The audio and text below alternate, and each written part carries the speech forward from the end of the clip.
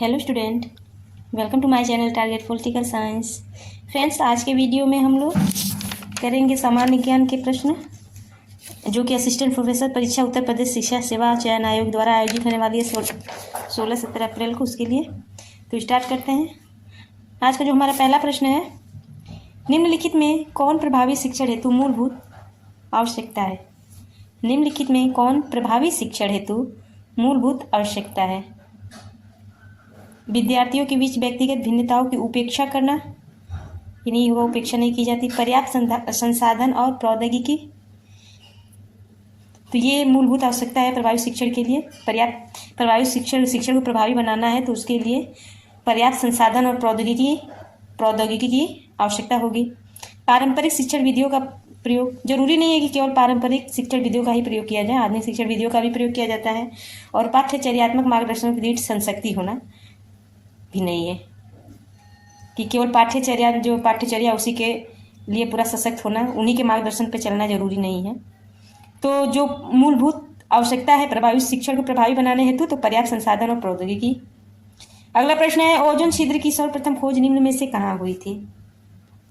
Ozone छिद्र की सर्वप्रथम खोज हुई थी दक्षिणी ध्रुव क्षेत्र में। दक्षिणी ध्रुव क्षेत्र में कहाँ? तो अंटार्कटिका में। अगला प्रश्न है, निम्नलिखित में से किसमें प्रभाव की दिशा प्रमुखतः एक तरफा होती है? निम्नलिखित में से किसमें प्रभाव की दिशा प्रमुखतः एक तरफा होती है? तो शिक्षण में नहीं, अधिगम में। देखिए, शिक्षण नहीं, अधिगम में प्रभाव की दिशा जो होती है प्रमुखतः एक तरफा ही होती है। अधिगम देखिए क्या है, तो अधिगम एक मानसिक प्रक्रिया है जिसमें हम पूर्व अनुभवों के आधार पर व्यक्ति अपने व्यवहार में परिवर्तन लाता है। एक थिंकर है वुडवर्थ कहते हैं कि नई सूचनाओं तथा नई प्रतिक्रियाओं को धारण करना ही अधिगम है। वुडवर्थ का कथन है कि नई सूचनाओं तथा नई प्रतिक्रियाओं को धारण करना ही क्या है? अधिगम है। तो इस प्रकार अधिगम क्या है? तो एक सतत प्रक्रिया है जिसमें व्यक्ति निरंतर विकास करता रहता है। प्रयोगात्मक शोध आधारित अध्ययनों में सांख्यिकी विश्लेषण के लिए निम्नलिखित में से किस चर पर विचार किया जाता है?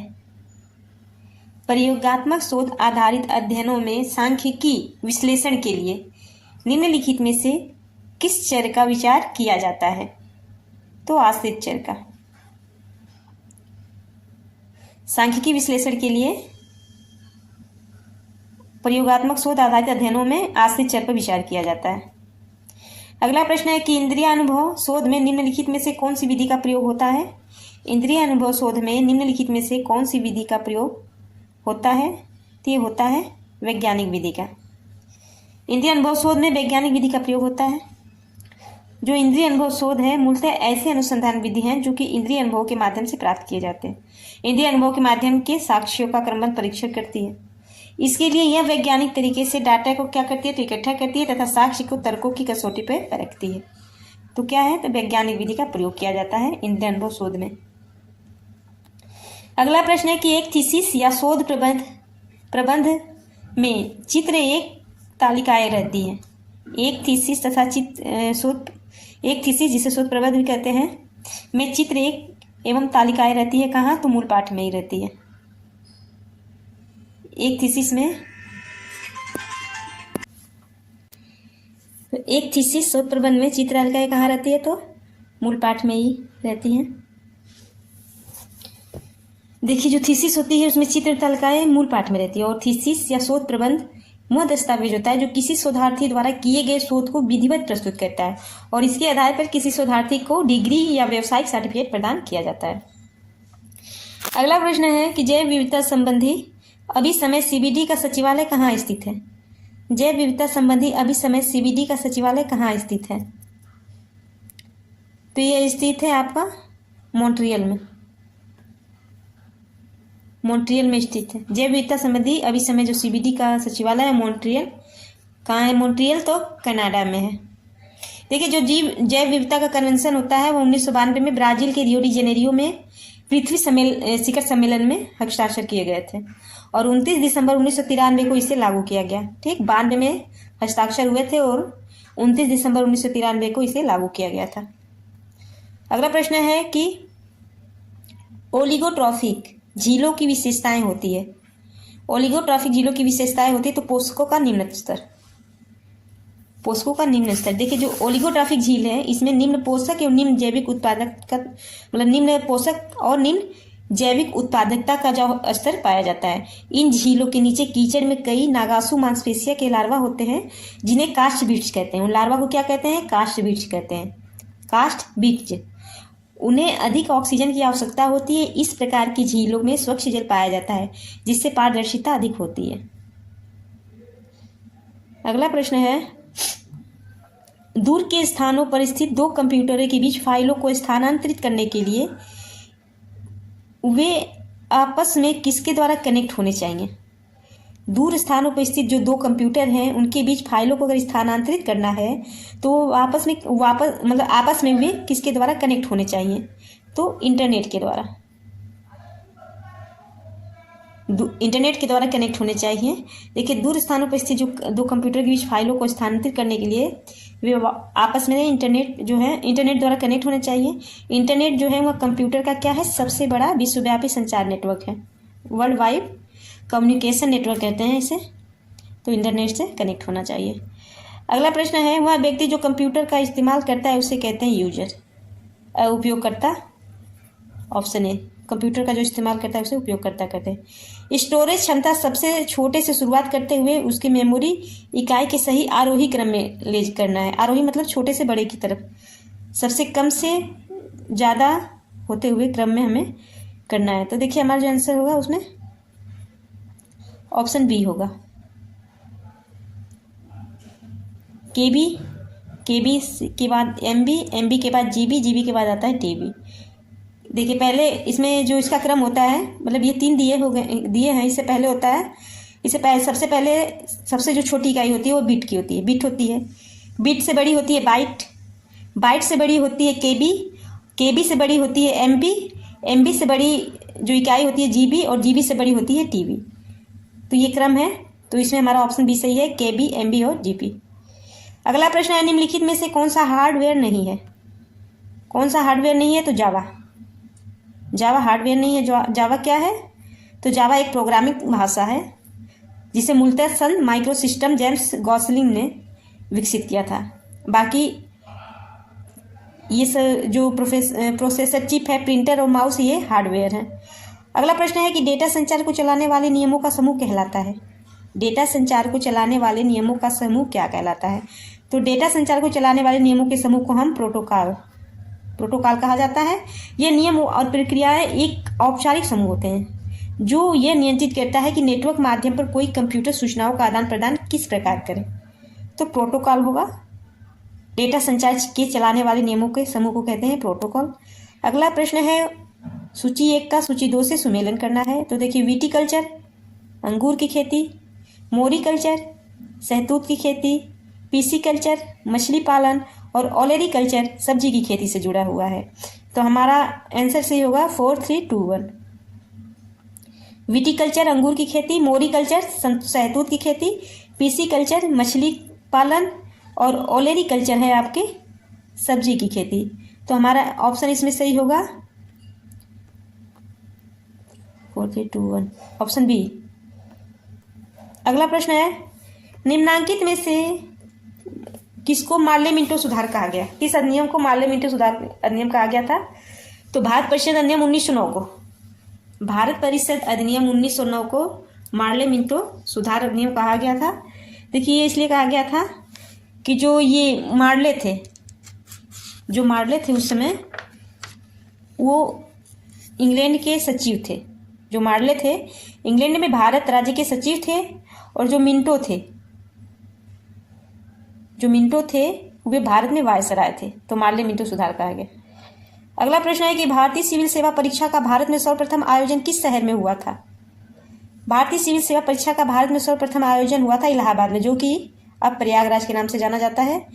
तो भारतीय सिविल सेवा परीक्षा का भारत में सर्वप्रथम आयोजन किया गया था इलाहाबाद में।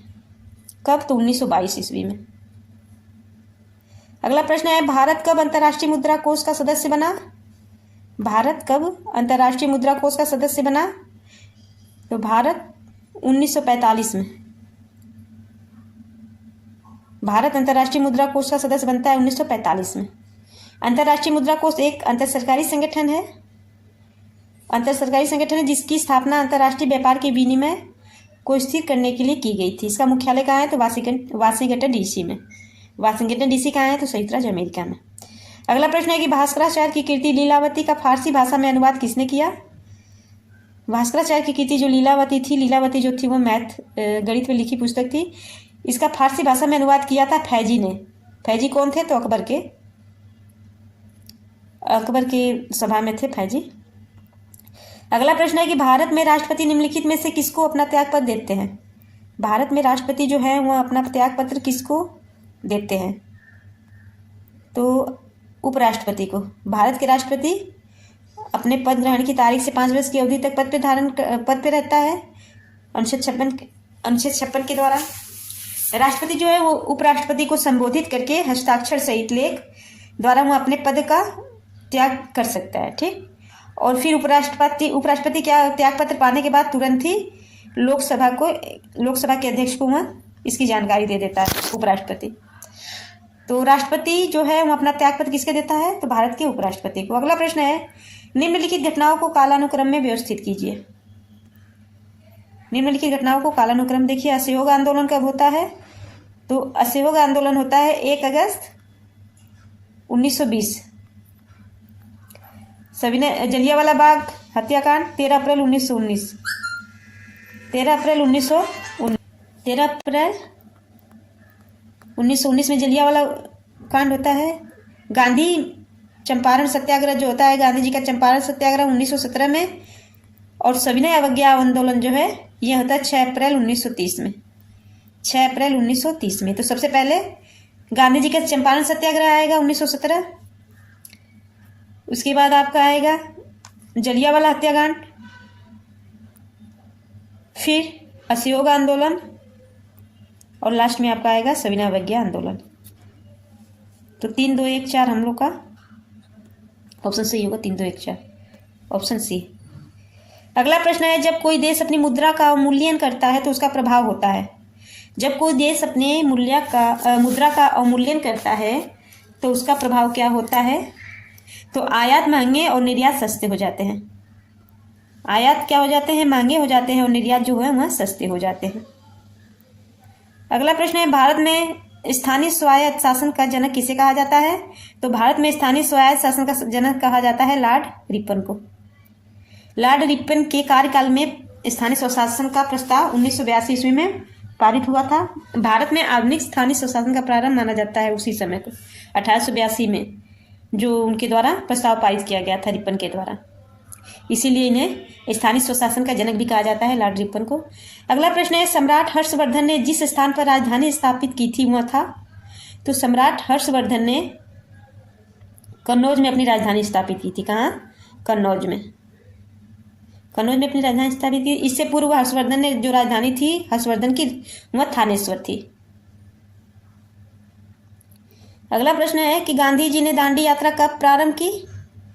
तो गांधी जी ने 12 मार्च 1930 को दांडी यात्रा प्रारंभ की थी। 12 मार्च 1930 को दांडी यात्रा शुरू की थी और इसके बाद इन्होंने 24 दिनों की लंबी यात्रा के बाद 6 अप्रैल 1930 को यात्रा में नमक कानून तोड़कर औपचारिक रूप से सविनय अवज्ञा आंदोलन की शुरुआत हुई थी। तो 12 मार्च 1930 से लेकर 6 अप्रैल 1930 तक दांडी यात्रा चली थी, कुल 24 दिनों तक। अगला प्रश्न है सूर्य से पृथ्वी की कितनी दूरी है? सूर्य से पृथ्वी की कितनी दूरी है? तो सूर्य से पृथ्वी की मध्य दूरी लगभग 93 मिलियन मील है। 93 मिलियन मील है। अगला प्रश्न है मुस्लिम लीग द्वारा किस तिथि को मुक्ति दिवस के रूप में मनाया जाता है? मुस्लिम लीग द्वारा किस तिथि को मुक्ति दिवस के रूप में मनाया जाता है? तो 22 दिसंबर 1939 को। 22 दिसंबर 1939 को मुस्लिम लीग द्वारा मुक्ति दिवस के रूप में मनाया गया। भारतीय कृत्रिम अंग निर्माण निगम के प्रधानमंत्री दिव्यांश केंद्र का उद्घाटन अक्टूबर 2024 में किया गया। कहाँ पर? भारतीय कृत्रिम अंग निर्माण निगम के प्रधानमंत्री दिव्यांश केंद्र का उद्घाटन अक्टूबर 2024 में कहाँ किया गया? तो यह किया गया देहरादून में। 14 अक्टूबर 2024 को किया गया। 14 अक्टूबर 2024 को प्रधानमंत्री दिव्यांग केंद्र यानी PMDK का उद्घाटन किया गया। 2023 में ICC के सर्वश्रेष्ठ एक दिवसीय अंतर्राष्ट्रीय पुरुष क्रिकेट खिलाड़ी कौन चुने गए? 2023 में ICC के सर्वश्रेष्ठ एक दिवसीय अंतर्राष्ट्रीय पुरुष खिलाड़ी चुने गए थे क्रिकेटर विराट कोहली। अगला प्रश्न है कि 27 अगस्त 2024 को भारत बायोटेक इंटरनेशनल लिमिटेड ने हैजा का टीके को लॉन्च किया। उस टीके का नाम था हिलकॉल। हैजा के टीके का क्या नाम था? हिलकॉल, जो कि 27 अगस्त 2024 को भारत बायोटेक इंटरनेशनल लिमिटेड द्वारा लॉन्च किया गया। अगला और आखिरी प्रश्न इस प्रैक्टिस सेट का कि केंद्रीय मंत्रिमंडल ने सितंबर 2024 को पूर्व राष्ट्रपति रामनाथ कोविंद की अध्यक्षता में एक राष्ट्र एक चुनाव समिति का गठन किया। यह समिति है, तो यह समिति जो है अध्यक्ष सहित 8 सदस्य है। यह समिति अध्यक्ष सहित 8 सदस्य है, मतलब एक अध्यक्ष हो गए, एक अध्यक्ष और 7 अन्य अध्यक्ष, बराबर 8 सदस्यीय समिति है। तो आज की वीडियो में बस इतना ही, मिलते हैं नेक्स्ट वीडियो में। Thank you for watching.